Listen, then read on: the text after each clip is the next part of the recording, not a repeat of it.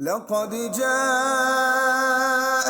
رسول من أنفسكم عزيز عليه ما عنتم حريص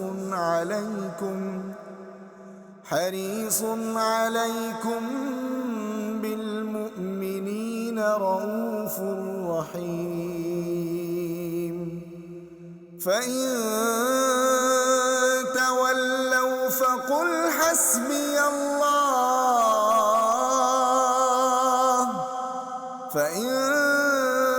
تولوا فقل حسبي الله